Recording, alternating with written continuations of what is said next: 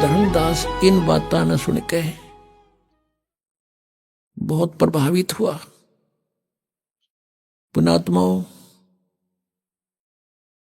बहुत कुछ परमात्मा ने उसको समझाया, उस प्यारी आत्मा ने बड़ा ध्यान से सुना, लेकिन ये मन, ये पुराना रंग जल्दी से हटता नहीं। काफी देर सुनते सुनाते फिर कोई ऐसी बात कह दी धर्मदास जी ने कि महात्मा जी, आप तो बहुत कड़वी कड़वी बातें कह रहे हो। क्या इनकी पूजा करने वाले निकम्मे होते हैं? परमात्मा ने कहा, मैं नहीं कह रहा, आपकी गीता बोल रही है। कहने का भाव यह है कि धर्मदास जी ने फिर से परमात्मा की बातों में अरुचि व्यक्त कर दी। अरुचि व्यक्त की तो परमात्मा कबीर परमेश्वर जी फिर अंतर ध्यान हो गए। अंतर ध्यान हुए तो वो फिर रोने लग गया, फिर रोने लग गया, हे भगवान मेरे पे गलती बन गई। इतना अच्छा ज्ञान दिया और सारे सत प्रमाण दिए, अब क्योंकि हम श्रद्धालु इतने हैं, हम इन भगवानों की जो पूजा करते थे इनके विषय में कुछ सुनना भी पसंद नहीं करते कुछ दिन तो। लेकिन पुण्यात्माओं, अगर कोई दंत कथा सुनाता हो, अपनी महिमा व्यर्थ बनाता हो तो वो नहीं सुननी चाहिए। सदग्रंथों में लिखे प्रमाणों को नहीं मानता है तो वो आदमी ठीक नहीं। उसके विषय में परमेश्वर कहते हैं, जानबूझ साची तजय करे झूठते ने, और ताकि संगत है प्रभु स्वप्न में बना दे। ये सोचकर परमात्मा अंतर ध्यान हो गए। अब धर्मदास के सामने अंधेरा छा गया। और पुण्यात्माओं, जिस परमात्मा को सर्व सुखदाई बताया जाता है, वो परमात्मा जहां प्रकट हो जाता है 100 किलोमीटर में तो कम से कम शांति हो जाती है। और वो तो बैठे उसके कति साथ में, जैसे किसी के कोई हाथ पर गर्म पानी या चाय गिर गई हो, उसमें कितनी पीड़ा होती है, और उसके ऊपर बर्फ का टुकड़ा रख दिया जाए, कैसा महसूस करता है? जैसे उस पर कुछ भी नहीं है, शांत हो जाता है। ऐसी दशा है भगवान जब उसके पास थे तो उसको इतनी शांति थी। परमात्मा के दूर होते ही उसके अंदर वही फिर पीड़ाएं, जैसे रह पुत्र की दूर दूर की बातें, वो नूर फलाना नूर नू कर दूं, वैसे कर दूं। ये आग है सबके अंदर, जल रहा है प्राणी अपनी अपनी आग में। तो वो महसूस, उसको जो आनंद हो रहा था वो खत्म हो गया। और जो ज्ञान उसे मिला वो प्रमाणित, और फिर भी अपनी किस्मत को रो रहा कि मैं कैसा दुष्ट हूं, मैंने भगवान खो दिया। अब फिर रोने लग गया, अब त्याग दिया, वापस चल पड़ा अपने घर की तरफ। और क्या कहता है परमात्मा की वाणी में लिखा है, तावा रोवत धर्म नीनागर, कहाँ गए मेरे सुख के सागर। अधिक वियोग हुआ हमसे ती, जैसे निर्धन की लुटगी खेती। कल्प करे और मन में रोवे, दसों दिशा को वो मग जोवे। अब रो रहा है, अन्यों कहे भगवान बेग मिलो करूं अपघाता, अब ना जीऊं सुनो विधाता। अब धर्मदास जी नो देखे कि भगवान कहीं मेरे पीछे तो नहीं है, ऊपर तो आकाश में तो कहीं दिखाई नहीं दे रहे हैं। कहते हैं कल्प करे और मन में रोवे, दसों दिशा को वो मग जोवे। चारों तरफ देख रहा हूं, दसों दिशा को, ऊपर को नीचे को। और कहता बेग मिलो कर हूं अपघाता, मैं ना जीऊं सुनो विधाता। हे परमात्मा जल्दी दर्शन दे दो, अब मैं जीऊंगा नहीं मैं आत्महत्या करूंगा। रोता हुआ घर पे आ गया। उसकी पत्नी ने सोचा भगत क्यों रो रहा है, क्या बात होगी इसको। अब बोल नहीं पा रहा, इतना बुरी तरह रो रहा। कहां से?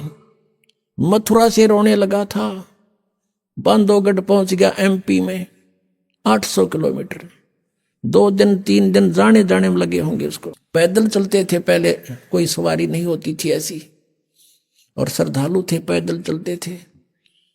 उसकी पत्नी का नाम आमनी देवी था, बड़ी धर्मात्मा थी, लेकिन कभी कभी वो भी भगत के साथ कुछ दान धर्म के बारे में कुछ कंजूसी करती थी। तो उसने सोचा कि भगत क्यों रो रहा है और वापस कैसे आ गया। इसका तो 1 महीने का टूर प्रोग्राम था, आ गए 7वें दिन। उसने सोचा बात क्या है, और उसके मुंह की तरफ देख रही है, और वो रो ऐसे बुरी तरह रहा जैसे किसी बालक के माँ बाप दोनों मर जा, वो बालक रोया करे, इतना बुरी तरह जमीन पर ऐसे मुंह के बल पड़ गिर के और बुरी तरह रो रहा है। उसने सोचा इसके क्या हो गया, इतना जल्दी कैसे आ गया। आमनी ने सोचा कि हो सकता है इसके किसी ने ठग ने पैसे लूट लिए हों, और मैं कंजूस हूं, कई बार इसको कह देती थी जब वो धर्म भंडारे करता था, खुले हाथ में टोक दिया करती कि बच्चे के खाएंगे, घना दान ना करया करे। तो उसने सोचा कि अब ये न्यू ना रो रहा हो कि मैं इसका पैसा किसी ने ठग लिया, चुरा लिया, जो यात्रा के लिए ले गया था, और अब ये सोच रहा होगा कि मैं दोबारा जान की सोचूंगा, पैसे की कहूंगा तो यह मुंह चढ़ावेगी। तो उसने सोचा कि जिस कारण से रो रहा हो। अब वो धीरे धीरे कहती है, सेठ जी क्यों रो रहे हो, किसी ने पैसे निकाल लिए होंगे ना, तुम्हारे तो भगवान ने बहुत दे रखा है, और कितने पैसे ले जाओ आप, और ले जाओ, आप पूरा करके आओ अपना कार्य। अब वो 1 घंटा 2 घंटा खूब रो लिया, धीरे धीरे सबकता हुआ, रोता रोता कहता कि आमनी यदि मेरा यूं धन खो गया होता, भौतिक धन कोई चुरा लेता, मैं नहीं रोता, फिर ले जाता, लेकिन मेरा वो धन गुम हो गया जो मुझे अब शायद मिला नहीं, और वो मिले नहीं मैं जी नहीं सकता। आमनी ने पूछा कि ऐसा कौन सा धन था तेरा। अब ये बात सुनकर बैकग्राउंड की तरफ देखकर वो फिर बुरी तरह रोने लग गया। रोते रोते काफी देर के बाद जब उस थोड़ा सा स्वाभाविक सा हुआ, शांत हुआ, सारी कथा बताने लगा। जो परमात्मा ने ज्ञान सुनाया था सारी ज्ञान सुनाया, और सृष्टि रचना सुनाई थी परमात्मा कबीर जी ने। अब इतना समय नहीं रहा आज के सत्संग में, नहीं वो भी सुनाता, कल सुनाएंगे। तो वो उसने सारी सुनाई, और सब अपने साथ घटना बताई कि ऐसे ऐसे मैंने रोटी बनाई, उसमें चींटियां जल गई थी, और वो चींटी सारी जीवित कर दी, मेरा पाप काट दिया। अब आमनी कहने लगी इतना बढ़िया ज्ञान है, और खुद भगवान देने आ रहे थे, आप तो व्यापारी हो, आप तो बिजनेसमैन थे, यू सौदा चूक कैसे गए। अब धर्मदास कहता जिंदगी में पहली बार मैं आ रहा हूं सौदे में, आज तक हार का मुंह नहीं देखा था, अब के मैं चूक गया अपना सौदा, और ये घाटा मुझे शायद इस जीवन में पूरा नहीं होगा, और मैं जी नहीं सकता। जो साधनाएं हम करते थे वो एक आने की नहीं, आगे का रास्ता कति नहीं, घोर अंधेरा हो गया मेरे सामने, जीऊं कैसे भगतमती। आमनी कहने लगी आपने तो गलती कर दी, ब्रह्मा विष्णु महेश गेला कुणसी अपनी रिश्तेदारी थी, और ये कुणसी अपना रोज मिला करते थे, हमने सुनी सुनाई बातों पर उन पासरी थे, और इतना बढ़िया ज्ञान सारे प्रमाण आपको बताए गए, आपने चरण पकड़ने चाहिए थे। कहने लगा इसी भूल को तो रो रहा हूं, जैब के भगवान आगे, अब क्या नहीं छोड़ूंगा चरण उनके। ऐसे बीत गया 6 महीने बीत गए उनको। धर्मदास जी ना कुछ खावे, मुश्किल से 1 आध फुल्का रोज, मुश्किल से उसकी पत्नी कह सुनकर खिलाओ उसको, और वो ना काम काज में रुचि, वो भक्ति करा करता हुआ कति वत करने की कोई ना थी। सुबह बैठ जा दरवाजे तो बाहर द्वार के ऊपर गेट पे है, अनु देखे दूर ताई, जैसे बिलड़ी ने श्री राम की प्रतीक्षा की थी। अब जैसे उसको कहीं दूर से कोई आता दिखाई देता, चल पड़ता उसकी तरफ कि शायद महात्मा आगे, और एक बार पुण्यात्माओं जिसकी चाह आपको हो जाती है, आम व्यक्ति भी वो शायद दिखने लग जाता है उसको, वहां तक जाता है कि ना ये तो को नहीं, वो नहीं है।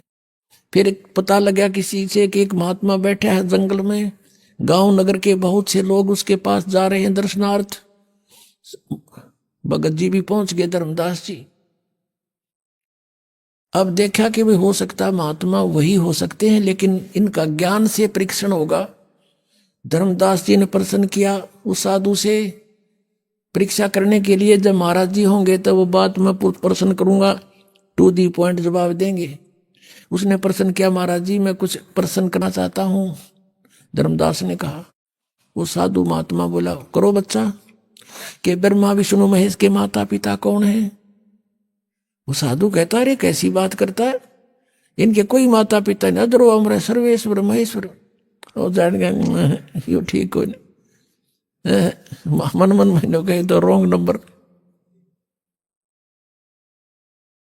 उठ का आ गया। ऐसे 6 महीने बीत गए।